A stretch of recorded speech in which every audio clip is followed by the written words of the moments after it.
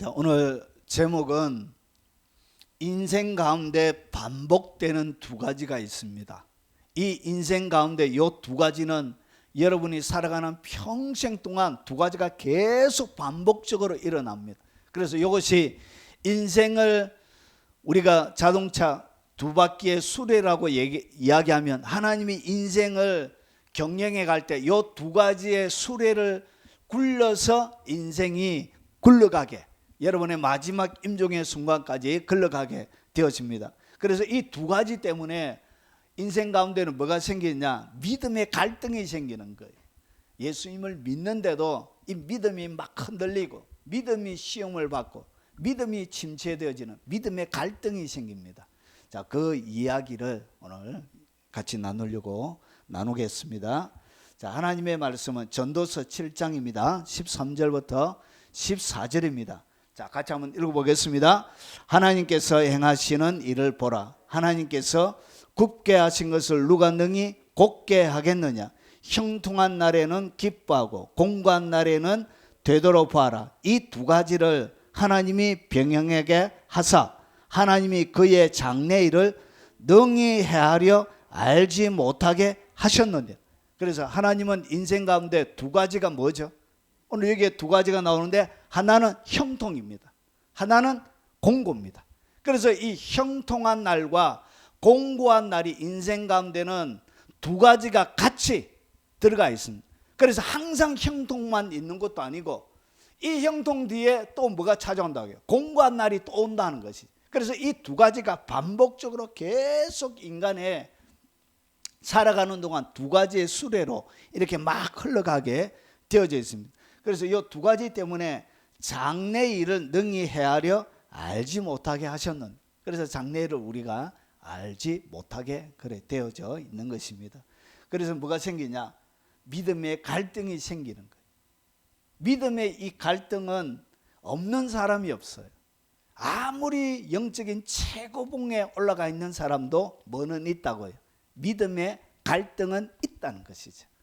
그래서 우리 집사님 부부 가운데도 뭐가 있을 수 있다고요? 평생 동안 계속 믿음의 갈등은 있다. 이것이 하나님께서 우리에게 오늘 가르쳐주는 하나의 진리입니다. 자, 그러면 이 믿음의 갈등이 생길 때 특별히 뭐가 있느냐? 하나님의 부르심이 있는 거예요. 하나님이 나를 불러주신 그 부르심이 너무나 크고 위대한 거예요. 부르심이 너무나도 크고 위대한데 그 위대한 부르심과 너무나 어울리지 않는 우리 인생의 삶이 펼쳐지는 거예요. 그래서 넘어야 될 장애물이 너무 많은 거예요. 이것을 넘으면 끝이 났다고 생각했는데 또 다른 장애물이 또 오는 거예요. 그래서 인간의 삶이 너무나 고달픈 거예요. 그래서 이 하나님의 부르심과 어울리지 않는 인생의 공고한 날, 이 공고한 날 때문에 뭐가 생기냐? 믿음의 갈등이 계속 생기는 거예요. 그래서 하나 피했다고 좋아라 했는데 또 다른 장애물이 또 앞에 있는 거예요. 나를 넘어뜨리려고 또 있는 거예요. 그리고 걸어가야 될 길을 바라보니까 길이 뭐처럼 보이냐? 높은 절벽 가운데 중국에 있는 하나의 산인데 거기 보면 여러분 그 절벽 위에다가 잔도를 낸 거예요. 조그마한 나무로 해가지고 조금만 잘못 짚으면 낭떠러지 아래로 떨어지는. 그래서 인생에 가는 길이 마치 이런 거예요. 두려워서 한 발을 앞으로 내디딜 수가 없는 거예요. 너무나 두려워서. 그래서 두려워서 움츠리고 있는 거예요. 건너가야 될 길을 바라보니까 길이 이래 되어 있는 거예요. 이게 너무나 위험천만한 거예요. 그래서 우리의 삶들 가운데 뭐가 있냐? 말할 수 없는 좌절이 생기는 거예요. 그래서 믿음, 이 신앙생활을 계속 해야 되는가? 안 그러면 다른 길을 가야 되는가? 끊임없는 갈등이 우리의 삶들 가운데 생겨나는 거예요. 모르겠는 거예요. 도무지 길도 모르겠고 방향도 모르겠는 거예요.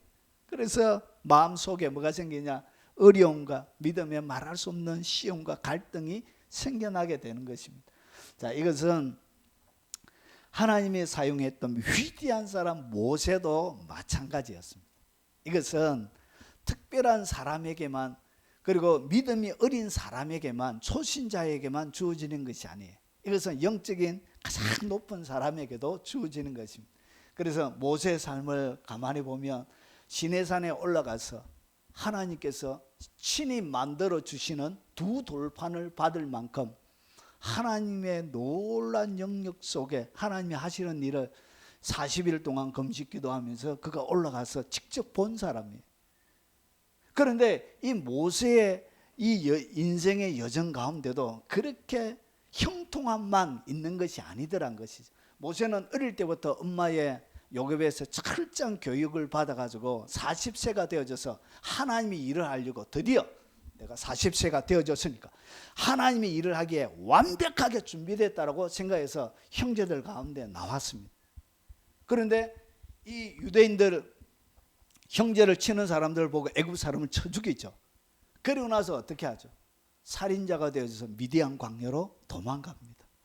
그래서 하나님께서는 그의 삶들 가운데 위대한 꿈을 어릴 때부터 엄마를 통하여 받았지만, 그리고 확고한 믿음이 있었지만, 애굽의 모든 보아보다 하나님의 상을 더 바라보았던 열정이 그에게 있었지만, 하나님이 그의 삶들 가운데 부르심과 어울리지 않는 살인자가 되게 하고 광야 가운데서 40년 동안 양을 치는 그런 삶들로 팽개쳐 놓더란 것이죠. 말할 수 없는 그의 마음속에 부르심과 어울리지 않는, 너무나 부르심과 어울리지 않는 양을 치고 있는 자기의 모습을 바라보면 말할 수 없는 심령의 공감들이 그에게 있은 것이죠. 그리고 나서 40년 뒤에 하나님과의 역동적인 새로운 만남을 가집니다. 80이 되었는데 하나님이 그를 시내산 뜰기 나무 가운데서 불이 붙었는데 나무가 안 타는 거예요. 그래서 그 장면이 너무나 신기해서 가까이 가본 거예요. 가까이 가서 뜰기 나무에 불이 붙었지만 나무가 전혀 타지 않는 그 가운데 하나님이 모세야 모세야 하면서 하나님이 그를 부르시고 애굽의 이스라엘 백성들을 이끌어내는 자기가 원래부터 가지고 있었던 비전, 그 비전의 약속을 하나님이 드디어 명령을 하시는 거예요. 하나님을 만났습니다. 놀란 하나님을 그가 경험했습니다. 하나님의 음성을 직접 들었습니다. 그런데 그러면 이렇게 하면 일이 순탄하게 다 잘 풀려가야 되는데, 순탄하게 평탄하게 형통해져야 되는데 이상하게 이 바로 왕 앞에 갔어요. 그런데 바로 왕 앞에 가서 내 백성을 이끌어내라, 보내라 이러는데 바로 왕이 어떻게 하죠? 네가 누구간데? 하면서 아니 이것들이 일이 힘들지 않아서 배가 불렀구만 하면서 어떻게 했죠? 이스라엘 백성들의 노역을, 그 일을 배가나 집도 주지 않고 예전보다 일을 더 많이 시킨 거예요. 그래서 수많은 람셋, 비돈, 람셋 이런 건물, 피라미드 건물을 그때 세운 것이죠. 그러고 나서 심한 노역을 시킨 거예요. 그래서 일하지 못하는 사람들에게는 막 채찍들도 가하고, 그래서 백성들의 마음속에 어떻게 되냐, 하나님의 부르심, 명령이 있었음에도 불구하고 하나님의 뜻이 땅에 펼쳐지는데 이상하게 평탄하게 그냥 순탄하게 위대한 부르심, 하나님의 명령이 떨어졌는데도 이상하게 일이 형통하게 진행이 안 돼요. 결국은 그들의 삶들 가운데 어떻게 더 심한, 자지 못하고 줄이고 심한 노가다를 해야 되는 그런 일이 그들 앞에 펼쳐진 것입니다. 모세가 마음이 힘들었을 거예요. 하나님 보내셨으면 좀 평탄하게 해주시죠. 왜 일이 이렇게 꼬이게 만드십니까? 도무지 하나님이 하시는 일을 그가 종잡을 수가 없었겠죠. 그래서 상황이 어떻게 되냐, 더 악화되지, 머리가 아픈 거예요. 그리고 나서 이스라엘 백성들의 뭐가 일어났죠? 원망이 일어난 거예요. 낙심이 일어난 거예요. 그냥 애굽에 아무 소망 없이 그냥 노역을 할 때보다 더 낙심된 거예요. 그러니까 기대를 품었는데 기대가 완전히 짓밟혀버린, 그의 소망들이 완전히 꺾여버린, 그런 마음의 침체들이, 낭망들이 이스라엘 모든 백성들에 찾아온 거예요. 이스라엘 백성들 마음보다 이 모세의 마음은 더 무너졌겠죠. 그리고 나서 하나님께서 어떻게 했냐, 10가지 재앙을 통하여 애굽을 칩니다. 여러분, 이 10가지 재앙을 통하여 하나님이 재앙을 내리실 때 하나님이 어떻게 하실지 상세하게 모세에게 안 가르쳐 줬습니다.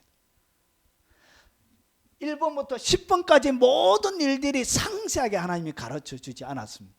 그래서 금방 보십시오. 형통과 공고가 계속 반복이 되어져요. 첫 번째 재앙이 내리니까 모세야 데려가라 하면서 재앙이 끝나게 멈추게 해달라 이렇게 하는데 이것이 계속 어떻게 되죠? 10가지 재앙이 내리기까지 계속 반복이 되어져요. 그러면서 보십시오. 이 바로 왕은 어떻게 했냐, 마음이 탁 강박해지기 시작한 거예요. 마음은 탁 강박해지고, 이상하게 하나님이 명령을 내렸는데 모세에게는 더 어떻게 되냐, 말할 수 없는 공감이 계속 찾아오는 것이지. 그러면서 하나님이 모세를 어떻게 하냐, 하나님이 공고할 때 어떻게 그를 처리해야 될지, 이 공고함의 문제를 어떻게 그가 처리해 가야 될지를 하나님이 이 애굽에서부터 철저하게 하나님이 모세를 훈련을 시키죠. 그래서 보십시오. 하나님의 위대한 명령이 내려졌다고 해서 일이 순탄하게 잘 되어졌습니까? 그렇지 않죠. 그래서 보십시오. 이 애굽 하나님의 뜻들이 땅에 펼쳐질 때도 뭐가 있냐, 많은 공감, 이 공고한 날의 뒤에 이 공감을 해결하기 위하여 모세가 한 것이 뭐죠? 기도죠. 기도밖에 없어요. 하나님, 이 문제를 해결해 주세요. 하나님, 이 문제를 좀 해결해 주세요 할 때마다 하나님이 해결책으로 하나님께서 어떻게 하죠? 응답을 주셨죠. 그래서 보십시오. 이 공감의 문제가 해결이 되지면 형통이 왔잖아요. 그러고 나서 금방 형통이 지속이 되어지는 것이 아니라 또 다른 공감의 문제가 또 오는 거예요. 그러면서 또 뭐가? 또 기도가 되어지는 거예요. 그래서 인생은 이 형통과 공고가 계속적으로 반복적으로 일어나요. 이것이 언제까지? 이스라엘 백성들이 가나안에 들어갈 때까지, 그들의 마지막 호흡을 멈추는 그 순간까지 이 일은 계속적으로 흘러가게 되어집니다.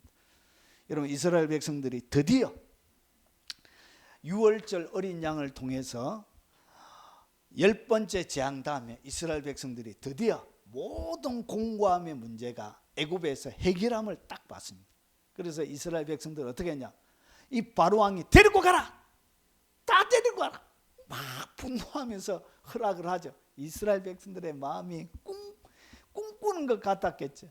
그래서 주위에 있는 애굽의 모든 보아들을 다 끌고 가지고 어떻게 했냐, 드디어 출애굽을 하는 거예요. 그들에게 뭐가 펼쳐졌죠? 형통이 팍 펼쳐진 거예요. 드디어 그들의 3대 가문들은 탄탄대로가 이루어질 줄 알았습니다. 그런데 그들의 기쁨은 그래 오래 가지 않았습니다. 왜 그러냐? 바로가 변심한 거예요. 바로가 변심해서 어떻게 했냐? 군대 최정예, 그 시대 역사 가운데 최고의 군대 전차부대를 출격을 시켰죠. 그리고 나서 이스라엘 백성들을 전멸시키려고 어떻게 했냐? 뒤를 쫓아가기 시작했습니다. 여러분, 이스라엘 백성들을 하나님께서 육지로 인도하지 않고 어디로 이끌어갔냐? 바다로 이끌어갔습니다. 바다로, 고약하게. 하나님이 육지로 가는 길이 있거든요. 육지로 가는 더 가까운 길을 하나님이 허락하지 않고 어디로? 바다로 몰아간 거예요. 그래서 가는 사람들이 이 길이 아닌데, 이 길이 아닌데 이거 왜 이렇지? 아마 궁금해하는 나이 드신 분들에게 이 길이 아닌데 이게 왜 이렇게 가지?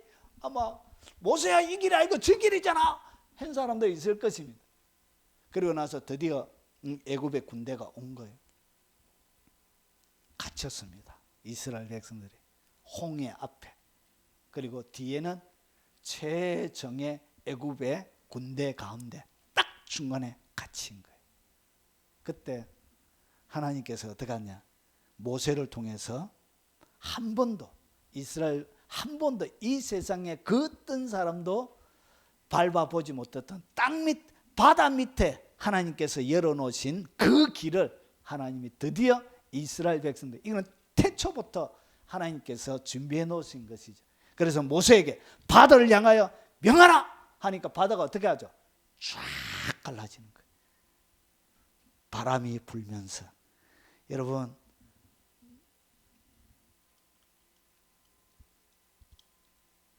바람이 불면서 바다가 쫙 갈라지고, 이 바다 속에 난 마른 길을 걸어서 이스라엘 백성들이 이렇게 통과하게 되어집니다. 그리고 나서 어떻게 하냐? 이스라엘 애굽 백성들은 이렇게 바다에 다 들어가서 죽게 되어집니다. 자기들을 압제하고 괴롭혔던 그 애굽, 그렇게 두려움과 공포를 자아내던 애굽은 그들의 눈앞에 수장되는 모습을 이스라엘 백성들이 다 보고 어떻게 했냐?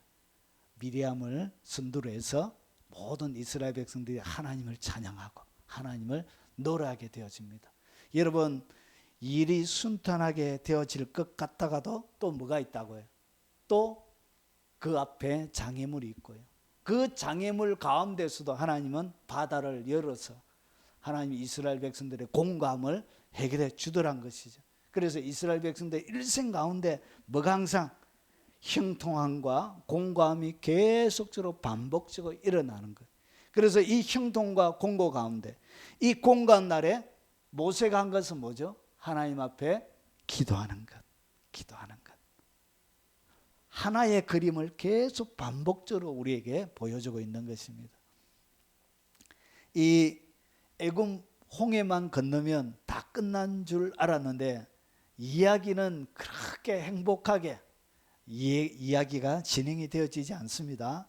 그래서 출애굽기를 보면은 이스라엘 백성들 어디로 가냐? 수르 광야를, 이 광야입니다. 여러분, 이 실제 요 광야입니다. 그 그림입니다. 수르 광야. 이 광야를 가다 보니까 풀 한 폭이 나무 한 폭에도 안 보이는 거예요. 그래서 며칠 가냐? 3일 동안 가니까 목이 말라가지고 어떻게 했냐? 혓바닥이 입천정에 다 붙은 거예요. 그래서 모세를 향하여 이스라엘 백성들이 어떻게 하냐? 또 원망한 거예요. 3일 전에 뭐 했지요? 애굽 사람이 수장되는 것을 보았지요. 그 하나님의 능력과 권능을 그들이 본 거예요. 그래서 요 수르 광야를 조금만 더 지나면 마라 있고, 조금만 지나면 뭐가 있냐? 12종려 나무가 있는 엘림이, 물이 풍부한 엘림이 준비가 되어져 있는데, 이 이스라엘 백성들이 어떻게 했냐? 또 모세를 원망하는 거예요. 뭐 할 때? 공고할 때. 공고할 때 너무나 마음이 공고하니까 모세를 향하여 확 원망하는 거예요. 모세가 또 고민에 쌓였겠지. 이 아픔의 문제, 이 고난의 문제.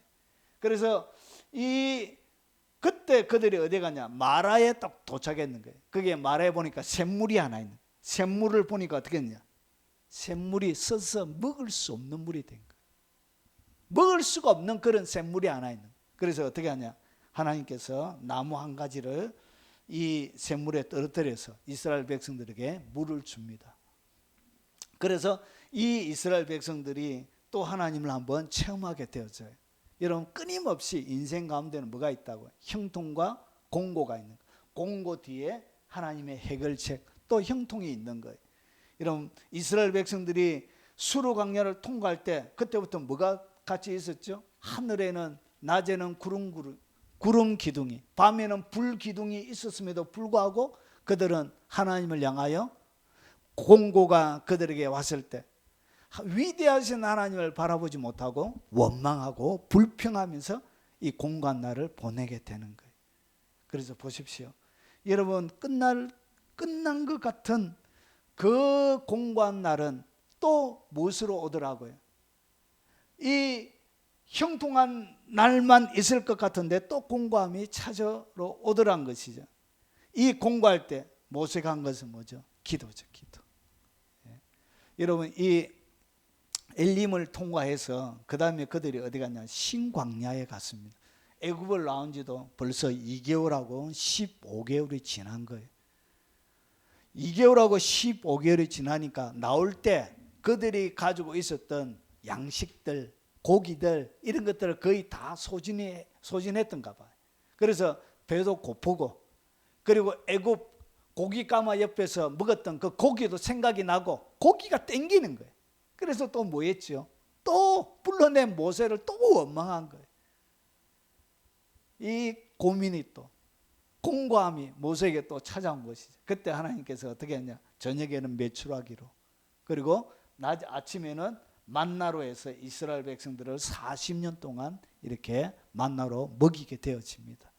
여러분, 인생의 공고함은 끝나지가 않아요. 이스라엘 백성들을 이렇게 이끌어갔던 것처럼 모세의 삶도 하나님의 위대한 계획을 받았지만 그에게는 항상 형통함만 있었던 것이 아니에요. 그에게는 이스라엘 백성들 전체 고민을 짊어지는 말로 다 할 수 없는 고민과 번민이 그의 마음속에 가득 들어차 있었던 거예요. 그래서 인생은 항상 무엇으로? 형통한 날과 공고한 날이 계속 반복이 되는 거예요. 이 공고한 날에 무엇을 통해서 피해갔죠? 기도를 통해서. 자, 그것으로 끝나지 않아요. 르비딤에서 뭐가 일어났냐? 르비딤 광야인데 여기서 보니까 물이 또 없었던 거예요. 물이 없으면 또 뭐 하겠죠? 이스라엘 백성들이 당연히 원망하겠죠. 우리를 좀 많이 닮은 것 같습니다. 그래서 어떻게 했냐? 생명의 위협을 느낀 거예요. 그리고 어떻게 했냐? 또 모세를 원망하기 시작하는 거예요. 그때 하나님께서 한 반석을 치라고 해서, 그래서 땅은 완전히 말라 비틀어져 있고 이번 천장에 또 붙은 거예요.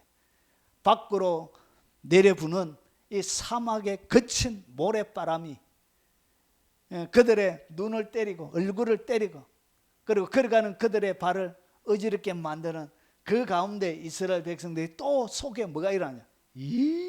원망이 일어났던 거예요. 공고함 가운데 원망이 샘물 터지듯이 속에서 원망의 샘물이 터져나오기 시작했던 것이. 그래서 하나님께서 한 바위를 치라고 그러죠. 그러고 나서 바위를 치는데 이 바위가 어떻게 하냐? 쫙 짜게지면서 물이 이렇게 흘러나와요. 그래서 고고학적으로 찾아보니까 이렇게 물이 바위에서 이렇게 그 바위라고 우리가 하는 그 바위입니다. 그때 갈라진 바위라고 보통 이렇게 합니다. 그래서 그때 물이 쏟아져 나오고 그때 흘렀던 그 바위에서부터 흘러나와서 뭐가 만들어요? 그 만들어졌던 계곡으로 추정되는 그런 지형입니다. 여기에 이렇게 강의하시는 분이 계세요.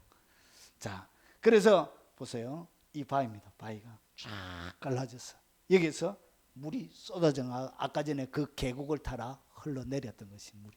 그래서 이스라엘 백성들을 풍족하게 하나님이 먹여 주신 것이죠. 그래서 인생 가운데는 말할 수 없는 공감이었습니다. 목이 타들어가는 듯한 공감. 그래서 이 바위 가운데 풍성한 물을 먹고 이스라엘 백성들의 마음속에 기쁨이 또 터져 나왔습니다. 그 기쁨이 또 어떻게 했냐? 오래 가지 않았어요. 르비딤에 살고 있는 누가 쳐들어왔냐? 이 르비딤에 살고 있는 이 아말렉이 쳐들어온 거예요. 아말렉이 쳐들어와서 아말렉의 전쟁이 일어났던 거예요. 여러분, 단순하게 물이 없는 것뿐만 아니라 이제 생명이 위협하게 될 전쟁이 그들의 눈앞에 펼쳐진 거예요. 그때 모세가 산 위에 올라서 기도하고 그리고 여호수아가 군대를 조직해서 이 아말렉을 진멸하게 되는 일이 일어나게 되어집니다. 이렇게 해서 보세요. 이런 끊임없이 뭐가 계속 오지요? 공고한 날과 이 형통한 날이 계속 반복적으로 하나님의 백성들에게 하나님이 그렇게 하셨다면 우리의 삶들 가운데도 뭐가 있다고요? 이 공고와 형통은 계속 반복적으로 일어나는 것입니다. 그래서 공고가 왔다고 해서 뭐 할 필요가 없다고요. 예, 실망할 필요가 없는 거예요. 왜 그러냐? 그 뒤에는 옆에는 뭐가 같이 굴러가고 있다고요? 형통이 같이 굴러가고 있는 거예요. 그래서 기도 딱 하면 이 공고의 바퀴가 무엇으로 바뀐다고요? 형통의 바퀴로 바뀌는 거예요. 그래서 기도를 통하여 공고의 바퀴 가운데 있는 기도 딱 하면 이 기도를 통하여 발로 쫙 어디로? 형통의 바퀴로 쫙 보내주는 거예요. 인생이 이렇게 세팅이 되어져 있는 것입니다. 자, 그리고 나서 이스라엘 백성들이 드디어 시내산까지 와서 모세가 하나님의 율법을 그가 받습니다. 그러면서 하나님께서 모세에게 아주 중요한 한 말씀을 깨닫게 하세요. 그게 뭐냐? 이겁니다.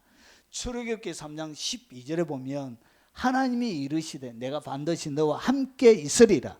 내가 그 백성을 애굽에서 인도하여 낸 후 너희가 이 산이 어디냐? 바로 모세가 떨기나무 가운데 만났던 그 산이에요.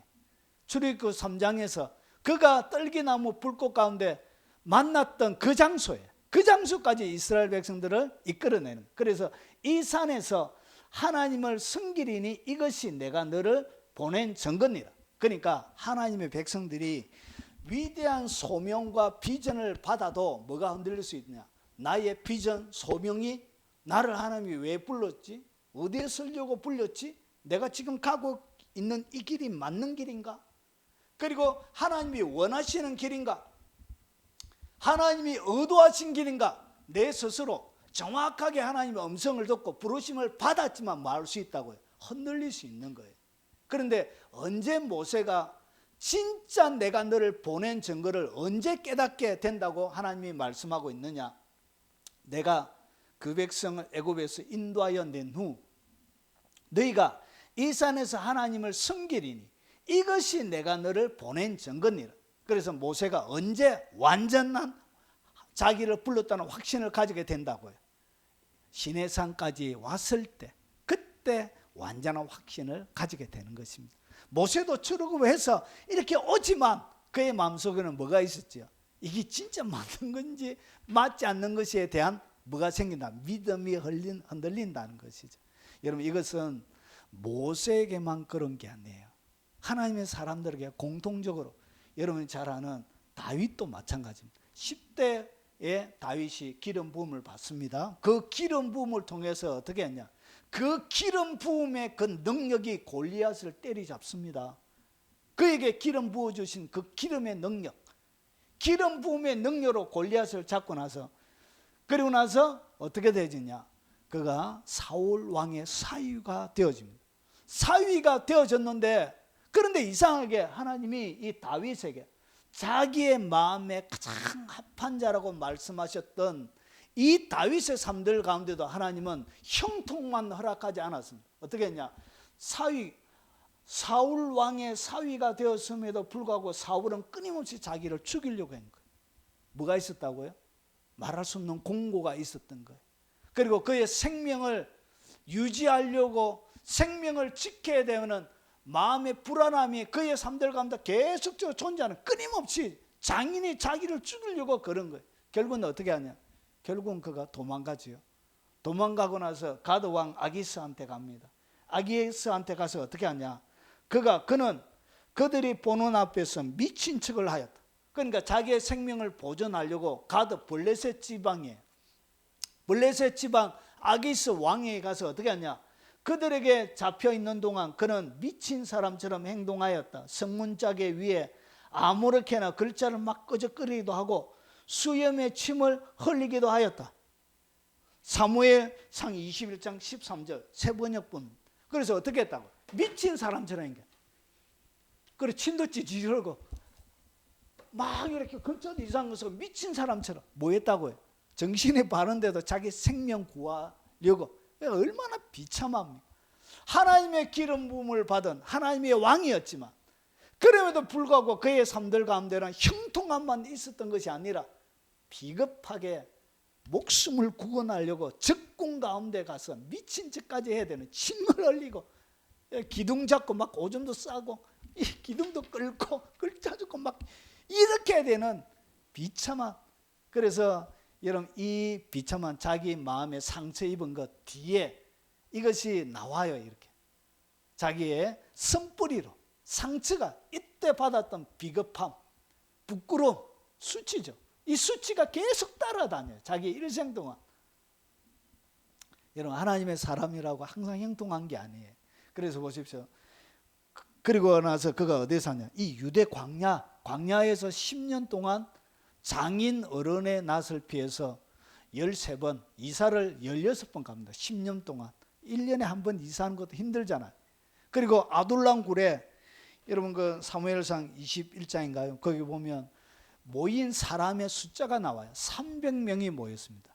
환난 당한 자, 빚진 자, 억울한 자, 그리고 아비의 온 집이.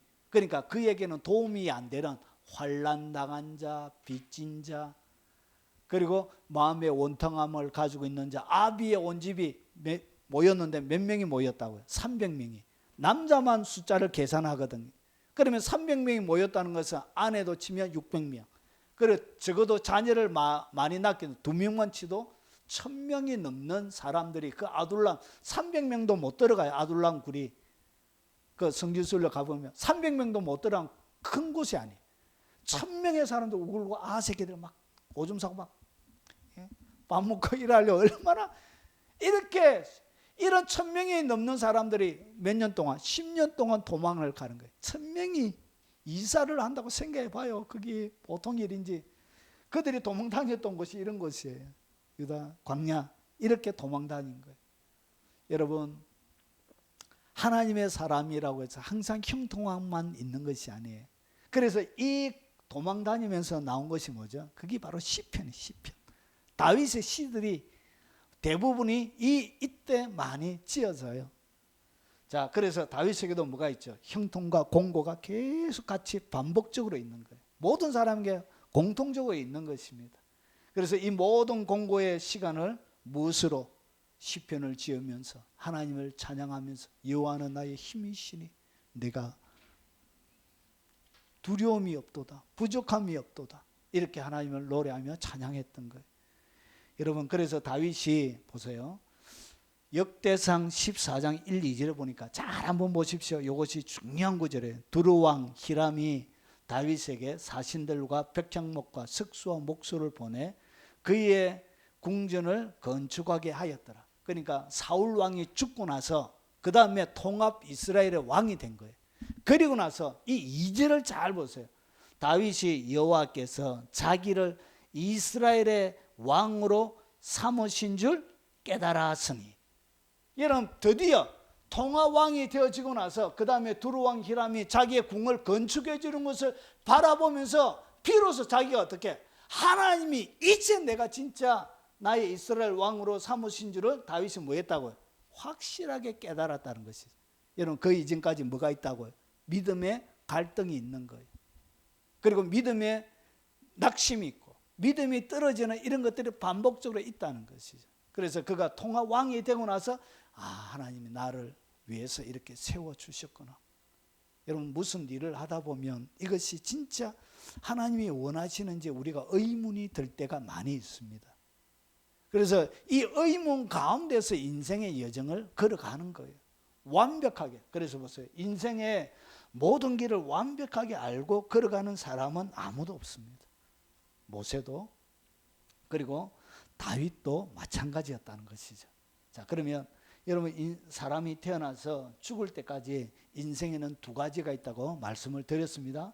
여러분 날마다 1등하는 것, 그리고 가장 앞서가는 것, 가장 높은 자리에 올라가는 것, 그리고 좋은 가정, 행복한 가정, 이렇게 형통한 날, 그리고 늙고 좋은 집에 사는 형통한 날도 있지만 그러나 인생에는 또 뭐가 있다고요?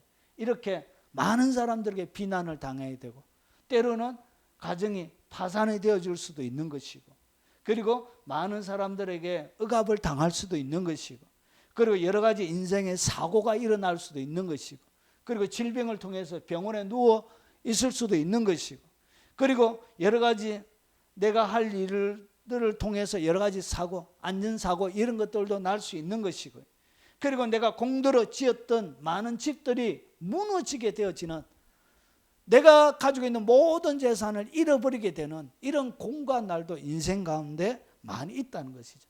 그래서 인생은 이 2가지의 시간의 수레바퀴의 시간의 흐름 속에 인생의 길은 인생의 수레바퀴는 계속 흘러갑니다. 여러분은 반복적으로 평생 동안 이것을 경험하고 살아가시게 될 것입니다. 그래서 미래에 일어날 모든 일을 알게 되면 인간은 닥쳐올 불행과 공포 때문에 자살 또는 신경쇠약에 예정된 신경쇠약에 걸려서 예정된 시간이 되기 전에 보통 죽게 될 것입니다. 그래서 하나님은 뭐 했다고요? 공고한 날의 모든 내용들을 하나님은 가르쳐 주지 않는 거예요. 미래를 감춰 놓은 거예요. 여러분이 어떻게 죽을지를 알게 되면 얼마나 그것이 끔찍합니까? 자, 그래서 믿음의 갈등은 생겨나게 되어지는 거예요. 그래서 믿음의 갈등이 생겨나게 되는 것을 딱 정리하면 왜 믿음의 갈등이 생기느냐? 하나님의 나라가 이루어지기를 원치 않는 마귀의 방해가 있기 때문에 그런 것이고요. 그리고 개인적인 관점에서는 영혼을 노략질하는 마귀의 공격이 여러분의 삶들 가운데 현존하기 때문에 뭐가 일어난다고요? 믿음의 수많은 갈등들이 일어나는 거예요. 그래서 모세에게는 뭐가 있었죠? 바로 왕이 있었던 거예요. 다윗에게는 사울 왕이 있었던 거예요. 그리고 아말렉이 있었던 거예요. 그래서 수많은 블레셋이 있었던 거예요. 그 수많은 마귀의 앞잡이 노릇하는 이런 악한 세력들을 통해서 여러분 그 공고한 삶들 때문에 믿음의 갈등은 생겨나게 될 수밖에 없다는 것이죠. 그리고 하나님의 때를 몰라서 인내하지 못하고 우리는 조급해서 원망하고 불평하면서 시간을 보낼 수 있다는 것이죠. 그래서 이스라엘 백성들처럼 원망하는 것은 어떻게 보면 참 인간적이다는 생각이 들 때도 있는 것입니다. 믿음이 안 되면 그냥 원망하십시오. 어쩌겠노? 그러면서 이것이 계속 어떻게 하냐? 자라나게 되는 거예요. 성장하면서 그것은 인생 가운데서 거둬지기 시작하는 것입니다. 그래서 하나님의 때는 뭐냐? 하나님이 10가지의 재앙으로 애굽의 신들을 심판하는 거예요. 이 애굽의 10가지 재앙은 애굽에 있는 10명의 10가지 신을 얘기합니다. 그래서 애굽의 모든 신들을 다 징벌하고 나서 유월절 어린 양의 피로 승리하신 후에 애굽을 출발하는 것이 하나님의 시간표였는데 이스라엘 백성들은 이것을 알지 못했던 거예요. 알지 못했기 때문에 뭐가 일어난다고? 불평과 원망들이 일어날 수밖에 없는 거예요. 그래서 여기에는 뭐가 있냐? 인내하지 못하고 우리의 조급함들 때문에 원망하게 되는 거예요. 능하신 하나님의 손의 계획을 우리가 알지 못하기 때문에 뭐가 일어나냐? 믿음의 갈등이 생겨나게 되는 것입니다. 그리고 연약한 믿음으로 인해 전폭적으로 하나님을 신뢰하지 못하고 의심하고 현실의 무게 앞에 마음을 빼앗겨 버리게 되는 거예요. 그래서 공간날이 오면 그 현실의 무게가 너무 큰 거예요. 너무 현실의 무게가 크기 때문에 하나님을 신뢰하는 것보다 그 앞에 있는 장애물의 무게가 너무 무섭고 두렵고 커서 결국은 하나님을 신뢰하는 것을 우리가 잊어버리기 때문에 뭐가 생긴다고? 믿음의 갈등이 생겨나게 되는 것입니다. 자, 인생이 그리고 신앙이 연약한 지체들로 인하여 같이 고통을 당하게 됩니다. 혹시나 여러분의 가족들 가운데 남편이 믿음이 어리거나 그리고 아내가 믿음이 어리거나 부모님이 믿음이 어리거나 자녀가 어리거나 그리고 교회 공동체도 마찬가지입니다. 믿음에 어린 사람이 옆에 같이 있으면 그들의 연약한 믿음 때문에 이스라엘의 백성들의 연약한 믿음 때문에 모세가 고통을 당했던 것과 똑같이 어떻게 하냐? 같이 고통을 당하게 되는 것입니다. 여러분, 이 가정 가운데 참 어려운 것이 믿음이 큰 사람과 믿음이 어린 사람이 같이 살아가게 되어지면 믿음이 큰 사람이 믿음이 어린 사람이 클 동안 고통을 당하게 돼요. 그래서 결혼은 믿음이 비슷한 사람끼리 하는 것이 좋습니다. 그래서 의심할 때 둘이 같이 의심해 삐고 이러면 다툼이 더 적을 수도 있는 것이에요. 그래서 혹시나 더 크다면 견뎌내야 될 한 사람을 그의 영역까지 세우기 위해서는 수많은 몇 배의 더 인내와 수고가 필요한 것입니다. 모세가 이스라엘 백성들을 세우기 위해서 인내했던 것과 같은 똑같은 인내 그런 것들이 필요하다는 것이죠. 자, 그러면 사르트르라는 철학자가 이런 이야기를 했습니다. 인생에 대해서 그가 이렇게 정리를 했어요. 인생은 B와 D 사이의 C다. 자, 이 말이 무슨 말이냐? B는 탄생을 얘기합니다. D는 죽음을 얘기합니다. 그리고 C는 선택하는 것을 얘기합니다. 그래서 인생이란 것은 뭐냐? 태어나서 탄생과 죽음 사이에 끊임없는 무엇이다? 선택, 초이스하는 것이다. 선택하는 것이다. 그것이 인생이다. 이렇게 그가 정의를 했습니다. 그럴듯합니다. 예. 여러분, 인생에 수많은 뭐가 일어나냐? 죽음과 같은 어려운 이것을 갖다가 이 태어나는 것은 형통이라 이야기하고요. 그리고 이것은 죽음이라 공고한 시간이라 이야기하면 우리는 뭘 해야 되죠? 선택을 해야 되는 거예요. 공고한 시간에 우리의 고민과 원망과 불평 모든 할 수 있는 그 공고한 시간에 우리는 선택해야 되는 것입니다. 그때 무엇으로? 기도하는 것을 선택하는 것입니다. 하나님의 방법으로 내가 하는 것을 주님 앞에 무릎 꿇고 선택하는 것입니다. 그래서 믿음이란 것이 도대체 뭐냐? 믿음은 선택하는 거예요. 내가 선택하는 것입니다. 믿음이 뭐냐? 이렇게 수많은 방법이 있지만 그 수많은 인간적인 방법들 가운데 내가 믿음으로 하겠다고 내가 딱 선택하는 것이 뭐냐? 그게 바로 믿음이란 것이죠. 그래서 믿음에는 뭐가 필요하냐? 용기가 필요합니다. 용기. 불평하고 원망하는 것은 쉬워요. 그런데 그 공고한 시간 가운데 불평하지 않고 원망하지 않고 믿음으로 나가는 것에는 뭐가 필요하냐? 많은 용기가 필요한 거예요. 그리고 믿음에는 뭐가 필요하냐? 모험이 필요합니다. 모험.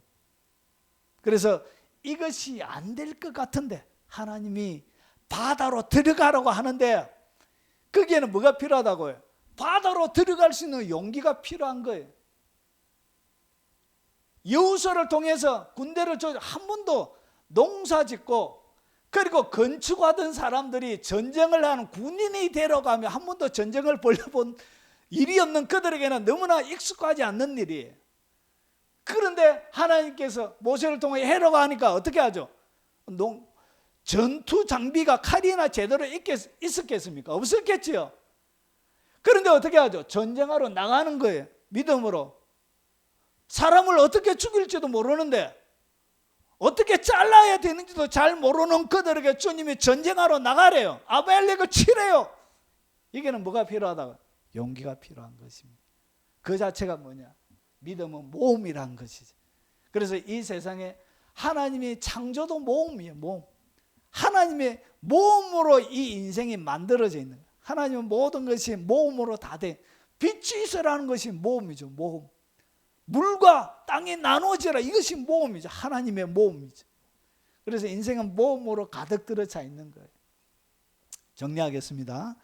자, 하나님은 인간을 어떻게 이끌어 가시는가? 이렇게 이끌어 갑니다. 시간의 흐름 속에 믿음으로 선택하는 거예요. 모든 것을 믿음으로 딱 선택하고, 그리고 용기를 내어서 모험의 발걸음을 갖다가 믿음의 발자국이라 얘기하죠. 그래서 믿음의 발자국을 한 발씩 옮길 때마다 다음에 갈 길을 밝혀서 하나님께서는 우리의 삶을 이끌어 주시는 게 전체를 가르쳐 주지 않습니다. 자, 그래서 하나님은 어떻게 하냐? 이 하나님의 말씀. 그래서 이 말씀이 뭐냐? 우리의 삶들 가운데 빛이라 이렇게 얘기하죠. 그래서 보세요. 주의 발은 내 발의 등이요 내 길의 빛이니라. 그래서 등을 들고 내가 믿음으로 한 발을 딱 내디디면 그 다음에 한 발 나가야 될 나온 만큼 앞에 갈 길이 딱 밝혀 보이는 거예요. 또 한 발 내디디면 또 한 발자국 길이만큼 빛이 그 앞을 비추게 되는 거예요. 하나님이 이렇게 우리의 인생을 공고와 형통으로 이렇게 이끌어 가게 되는 것입니다. 그래서 믿음은 뭐냐? 내가 하나님의 방법으로 하는 것을 선택하는 것입니다. 여기에는 위험이 따를지라도 그분이 말씀하시기에 이끌어 가시기에 내가 용기를 가지고 선택한 그 길을 모험으로 나가는 것이죠. 자, 그래서 이 모든 길을 어떻게? 기도 속에서 이렇게 이끌어 가는 것입니다. 그래서 기도는 뭐냐? 인생의 곤란한 날에 뭐로 모든 일을 이끌어 갔죠? 하나님의 사람들은 기도로 이끌어 간 거예요. 그래서 이 기도는 뭐냐? 우리의 삶들 가운데 걱정과 염려가 밀려옵니다. 공고한 날에는 항상 뭐가 같이 오냐? 걱정과 염려가 밀려와요. 걱정되는 거예요. 염려가 되는 거예요. 쉼이 근심이 되는 거예요. 이것이 내 인생을 채우게 되는 거예요. 공고한 날에는. 그리고 뭐가 오냐? 원망이 되는 거예요. 아내도 원망되고 부모님도 원망되어지고 내 뜻대로 되어지지 않는 자녀들도 원망이 되어지고 그리고 내가 아는 지인들도 친구도 원망이 되어지고 계속 원망이 되는 거예요. 그래서 원망이 막 공고한 날에는 일어나게 돼요. 마치 모세를 원망했던 것처럼. 그리고 누구도 원망하냐? 목사도 원망이 되는 거예요. 제대로 좀 가르쳐주지. 지독실이 능력 없는 목사 만나가지고 일도 안 되고 이렇게 하나님이 세운 사람들은 항상 원망하게 돼요. 공고한 날이 오면 누가 제일 욕 듣는지 아십니까? 목회자가 제일 욕 들어요. 그리고 뭐하냐? 불평합니다. 불평. 내 삶들 가운데 공고한 순간이 펼쳐져 있는 모든 삶들이 다 불평이 내 삶들 가운데 가득 들어차게 되는 거예요.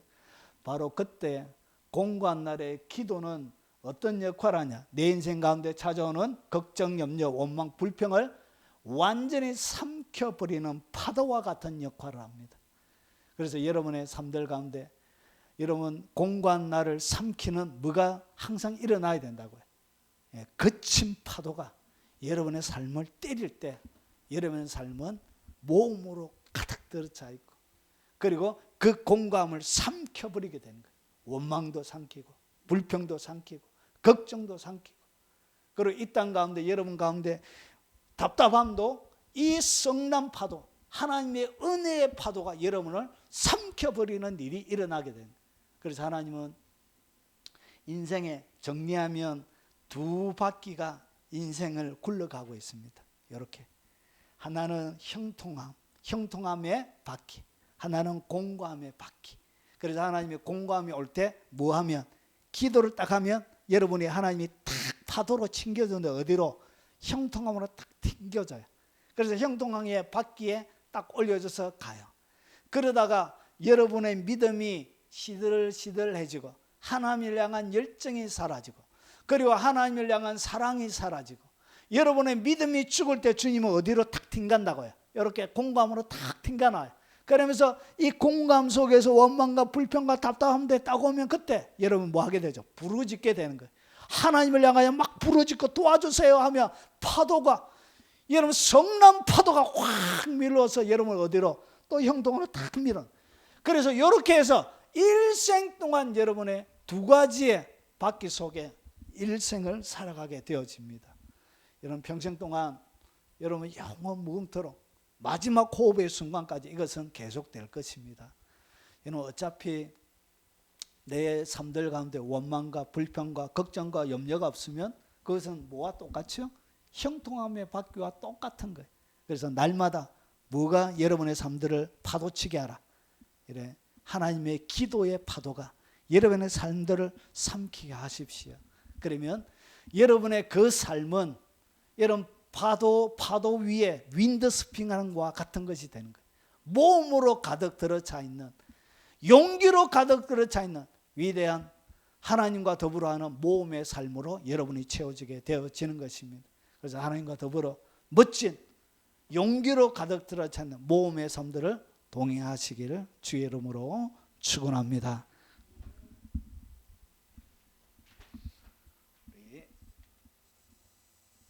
1절만 동일하신 주 1절만 찬양하고 축도로 예배 마치도록 하겠습니다.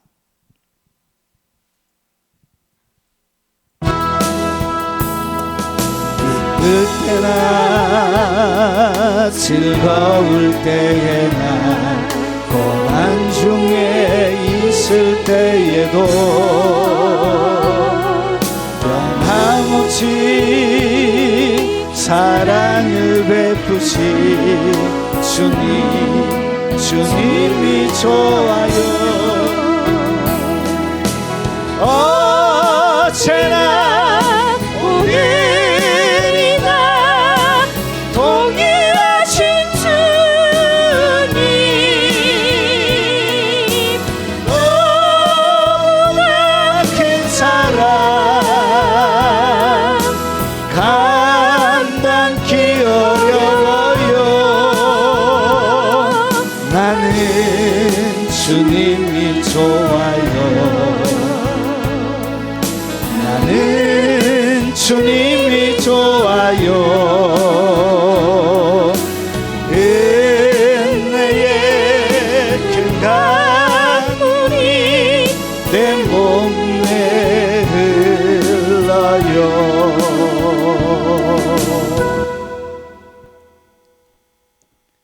지금은 우리 구주 예수 그리스도의 은혜와 성부 하나님의 지극하고 크신 사랑과 성령님이 함께 하심으로 날마다 공고한 인생 가운데 기도로 이 땅에 허락하신 삶들을 믿음으로 선택하고 용기 있게 걸어가며 주님과 더불어 허락하신 모험의 길을 달려가길 원하는 이 자리에 참석한 살아가는 하나님의 백성 머리 위에, 그들의 삶 위에, 그리고 이 영상을 이후에 접하게 될 모든 국내에 있는 하나님의 성도들과 외국에 있는 교포 성도들 머리 위에, 전 세계 교회 위에, 동역하는 동역자들 머리 위에 지금부터 영원 무궁토록 함께 있을지어다. 아멘.